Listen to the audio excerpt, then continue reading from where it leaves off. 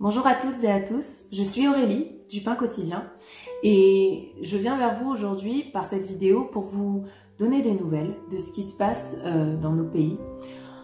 Nous connaissons tous la situation qui touche le monde actuellement, cette pandémie de Covid-19 et bien comme je le disais, ça touche le monde, donc ça touche forcément aussi les pays où nous travaillons. Alors, avant d'aller plus loin, j'aimerais en mon nom et au nom de l'ensemble des membres du Pain Quotidien, bien vous souhaiter tout simplement d'aller bien. J'espère vraiment que vous et vos familles vous portez bien et que vous prenez bien soin de vous. Alors, pour rappel, le Pain Quotidien travaille donc en Afrique, en Asie, mais aussi en Amérique latine. Et aujourd'hui, bien nous sommes présents en Côte d'Ivoire, au Ghana, au Gabon, en Centrafrique, au Bénin, au Congo-Kinshasa, à Madagascar. Et nous sommes aussi présents, donc, comme je le disais, en Asie, aux Philippines. Et pour l'Amérique latine, nous travaillons en Colombie et à Haïti. Alors, tout d'abord, la première nouvelle que j'aimerais vous donner, c'est que tout le monde va bien. Tout le monde va bien. Merci Seigneur. Aucun de nos enfants n'est touché par le coronavirus aujourd'hui et notre prière est que cela n'arrive pas au nom de Yahushua. Nous sommes vraiment bien nous-mêmes rassurés et apaisés du fait que voilà, le Seigneur veille sur ses enfants. Aucun d'entre eux n'est atteint aujourd'hui par ce virus et notre autre inquiétude était de savoir est-ce que les familles de nos enfants auraient été atteintes d'une façon ou d'une autre. Pourquoi? Parce que bien, les enfants que nous soutenons sont très souvent orphelins de père ou de mère, parfois des deux, mais ils ont quand même des oncles, des tantes, des grands-pères ou grand-mères. Et voilà, nous voulions savoir aussi si leur famille était touchée ou non par le virus. Et aujourd'hui, ça n'est pas le cas. Merci Seigneur. Voilà, nous voulions vraiment vous rassurer déjà par rapport à ça. Alors aujourd'hui, quel est l'impact finalement de ce virus sur les enfants au niveau du Pain Quotidien dans l'ensemble de nos pays? Alors il faut savoir que selon les pays, des mesures différentes ont été prises selon les gouvernements.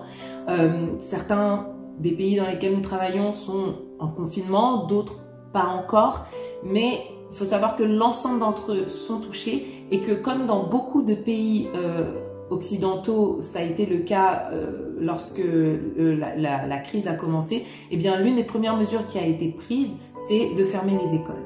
Et ce point-là touche particulièrement les enfants que nous soutenons parce que dans ce que nous mettons en place au Pain Quotidien, eh bien nous voulons assurer la scolarité des enfants que nous parrainons et que nous soutenons. Et donc bien aujourd'hui, cela forcément pose problème pour que leur scolarité ait lieu de façon normale, mais nous savons que c'est pour des raisons sanitaires. Nous espérons simplement que la situation revienne à la normale le plus rapidement possible pour eux, parce que nous savons l'importance que cela a pour eux, que l'importance de l'école pour eux et dans leur cheminement pour bien grandir. Alors, qu'est-ce qui a été mis en place finalement dans les différentes structures avec lesquelles nous travaillons? Eh bien, premièrement, la chose que nos responsables de structure ont faite, c'est de sensibiliser nos enfants sur les mesures barrières, tout simplement. Bien leur apprendre ou leur réapprendre parfois à se laver les mains correctement, leur rappeler qu'il vaut mieux éviter d'être trop proches les uns des autres, leur rappeler qu'il vaut mieux éternuer ou tousser dans son coude, par exemple. Donc, toutes les mesures barrières que nous connaissons, eh bien, les différentes structures avec lesquelles nous travaillons ont pris soin d'en informer les enfants, parfois aussi leurs familles, pour vraiment les sensibiliser au fait de faire attention à eux, à leur entourage et d'éviter donc comme ça la propagation du virus. La deuxième chose qui a été mise en place, c'est bien de trouver une organisation pour permettre aux familles de quand même pouvoir être soutenues malgré le confinement parfois. Je vais vous donner quelques exemples. Aux Philippines, par exemple, bien la structure avec laquelle nous travaillons a mis en place un système pour pouvoir approvisionner les familles en nourriture, parfois en médicaments si besoin, pour qu'ils puissent continuer à vivre tout simplement, comme nous ici nous pouvons continuer à faire nos courses. Bien eux parfois ont besoin d'une aide supplémentaire parce qu'ils n'ont pas les moyens de s'acheter toutes les vivres dont ils auraient besoin. Donc voilà, donc nous les soutenons de cette façon-là. C'est le cas aussi à Madagascar par exemple, où la structure avec laquelle nous travaillons, bien une fois par semaine aussi donne des denrées alimentaires et aussi du savon pour que de façon hygiénique, les enfants puissent continuer à se protéger, comme je vous le disais tout à l'heure, par rapport aux mesures barrières. Et enfin, il y a un dernier exemple que j'aimerais vous donner, c'est récemment au Gabon, où l'Assemblée a eu à cœur, l'Assemblée du Gabon, avec laquelle nous sommes en lien, a eu à cœur de mettre en place une offrande pour faire des courses, pour soutenir les familles des enfants parfois que nous soutenons et qui vivent dans des situations très précaires, pour les soutenir, pour qu'ils puissent continuer encore une fois à s'alimenter. Et ces familles ont d'ailleurs été vraiment grandement touchées par ce geste-là. Alors aujourd'hui, eh bien, si tout le monde se porte bien au niveau du pain quotidien par rapport à leur santé, il faut savoir que certaines familles, eh bien, comme je vous l'expliquais, vivent des vraies difficultés financières.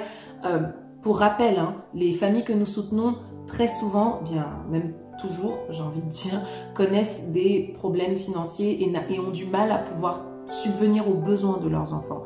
Et il faut savoir que cette épidémie-là, bien, de par les mesures qui sont prises en place, bien, peuvent encore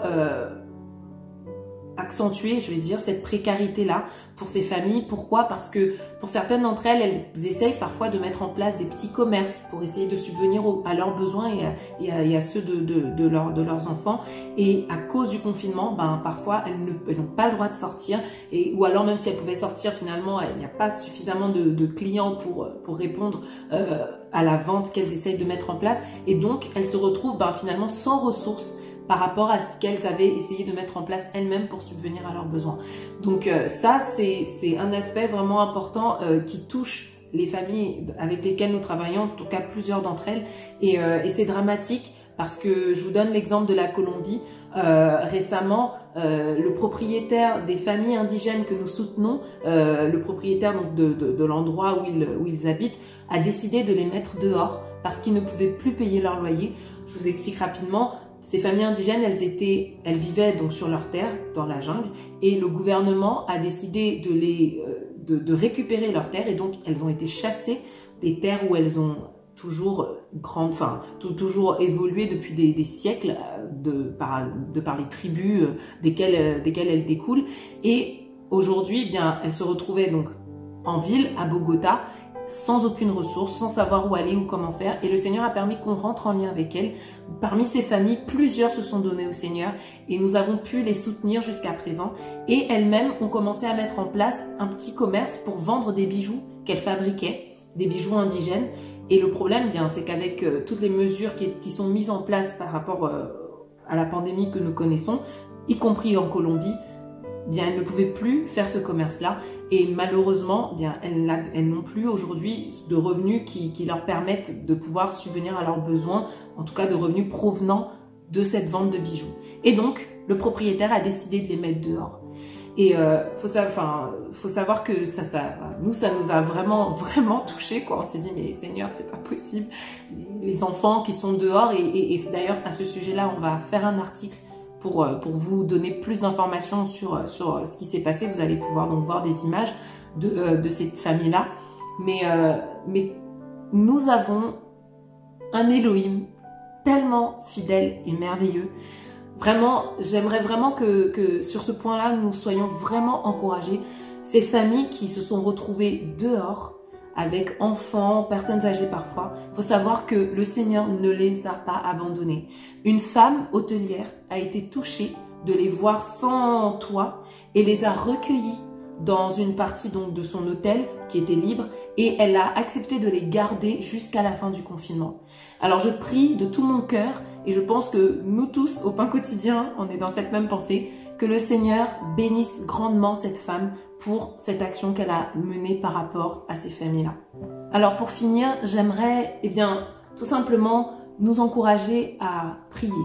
Prier parce que la prière, c'est l'arme que nous avons aujourd'hui, la plus efficace entre nos mains par rapport à ce qui se passe et par rapport à la précarité qui frappe le monde. Bien sûr, nous pouvons aussi soutenir financièrement, mais devant le trône du Seigneur, je pense que la prière, reste une arme vraiment efficace et nous devons nous lever par rapport à cela parce que sachez que, enfin je pense que vous le savez peut-être même dans votre entourage, il y a des familles qui sont touchées par ce virus et qui sont grandement frappées et ça crée aujourd'hui de véritables tragédies. On connaît dans nos différents pays occidentaux bien des milliers de morts et c'est gravissime, mais c'est encore plus grave si cela effectivement arrive dans nos pays. Pourquoi? Enfin, j'ai envie de dire, il n'y a pas d'échelle dans la gravité finalement de personnes qui décèdent, mais ce que je veux dire, c'est que dans nos pays, contrairement à nos pays occidentalisés, dans les pays où nous intervenons au pain quotidien, eh bien, ils n'ont pas les moyens de pouvoir faire face à cette crise sanitaire qui s'annonce. Et donc, vraiment que nous puissions être debout dans la prière, premièrement pour que les personnes dans les pays en question nous intervenons, que je vous ai cité au début de cette émission, eh bien, puissent prendre conscience de l'urgence et vraiment faire attention à elles. Pourquoi? Parce que beaucoup d'entre elles ne sont pas forcément, n'ont pas la connaissance, enfin, le manque de connaissance, en fait, le manque d'éducation de certaines populations font qu'elles vont pas parfois prendre garde aux avertissements qu'on leur donne et ne vont pas forcément mettre en place les choses qu'il faut pour se protéger et protéger leur entourage.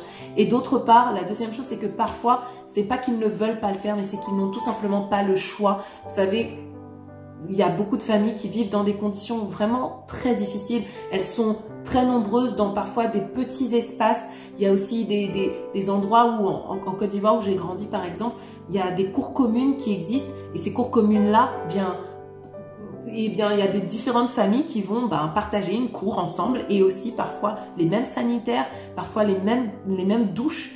Et donc, forcément, pour mettre en place les mesures barrières, c'est difficile et c'est très compliqué de le faire. Donc, voilà. Ma prière aujourd'hui, c'est vraiment que nous puissions penser à tous les pays dans lesquels nous intervenons, penser aussi bien sûr à la France où nous sommes implantés, que le Seigneur vraiment fasse grâce, que l'on prie pour l'ensemble des pays du monde et dans les pays plus particulièrement vulnérables par rapport au fait qu'il n'y ait pas de système de santé qui puisse répondre à l'urgence qui est en train de s'annoncer et qui est à leur porte, bien que vraiment le Seigneur fasse grâce et qu'il les protège. Je voudrais terminer par cette vidéo par le fait de penser à toutes les familles qui aujourd'hui peuvent connaître un deuil par rapport à la situation que nous connaissons tous, donc comme j'en parle depuis le début, ce Covid-19 qui frappe le monde. Vraiment que le Seigneur console, que le Seigneur puisse être le soutien de ces familles-là dans ces temps difficiles. C'est d'autant plus difficile, comme je pense que vous le savez, que quand des personnes décèdent par rapport à ce virus, eh bien, c'est difficile de faire son deuil parce qu'on ne peut pas s'approcher des personnes qui partent. On n'a pas le droit de s'approcher des corps ou alors il faut être en tout petit comité. Donc les familles ont des difficultés à faire leur deuil aussi par rapport à ça. C'est que les personnes qui partent, très souvent partent seules et c'est terrible. Donc vraiment, prions pour ces familles-là, que le Seigneur les soutienne parce que c'est vraiment, vraiment difficile. Je n'ose même pas imaginer à quel point ça l'est. Voilà, soyons à la brèche, restons à la brèche, nous qui sommes appelés à cela, et que le Seigneur vraiment fasse son œuvre dans ces temps. Soyons nous-mêmes aussi fortifiés, encouragés, prenons du temps avec le Seigneur, avec nos familles, pour continuer dans le combat dans lequel nous nous sommes engagés, premièrement à titre personnel, par rapport à notre foi, mais aussi par rapport au fait de soutenir les plus faibles, les plus démunis.